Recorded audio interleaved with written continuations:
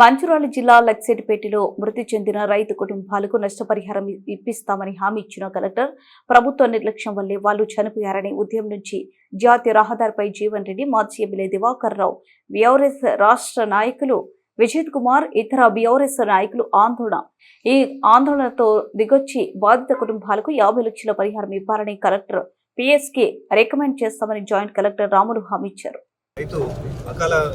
వర్షానికి గోడకు కాపాడుకోవడానికి గోడ దగ్గరికి వెళ్ళారు. ఆ గోడ అనుకోకుండా కూలిపోవడం వల్ల తండ్రి కొడుకు 2 చనిపోయారు. ఇంకొక చోటనేమో ఇంకో 2 చనిపోయారు. ఆ విధంగా ఈరోజు జిల్లాలో 4 చనిపోయినటువంటి సంఘటన మనం చూసినాము.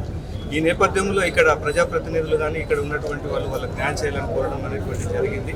ఆ నేపథ్యంలో కలెక్టర్ గారు ఇక్కడికి, అడిషనల్ కలెక్టర్ రెవెన్యూగా నేను ఇక్కడికి వచ్చినాను.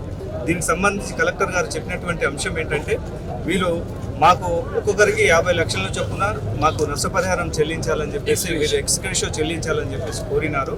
అట్టి విషయాన్ని కలెక్టర్ గారు కూడా నాకు ధృవీకరించినారు. నేను గవర్నమెంట్కు తప్పకుండా పంపి వాళ్ళకి రికమెండ్ చేస్తాను, వారికి న్యాయం అయ్యేటట్టు కూడా సిఎస్ గారితో మాట్లాడి న్యాయం అయ్యేటట్టు చేస్తానని చెప్పేసి కూడా తెలిపినారు. అట్టి విషయాన్ని వచ్చి ఈరోజు నేను ఇక్కడ చెప్పడం కూడా జరుగుతుంది. ఈ పంపించిన తర్వాత ఇటు కాపీని కూడా ఇక్కడ పిటిషనర్ ఎవరైతే ఉన్నారో వారికి ఇచ్చేసి, ఇటు విషయాన్ని నా తరపున కూడా నేను వారికి న్యాయం చేసేటట్టు చేస్తాను. ఇక్కడ ఉన్నటువంటి ప్రజాప్రతినిధులు ఎవరైతే వాళ్ళకు కూడా తెలియపరుస్తాను.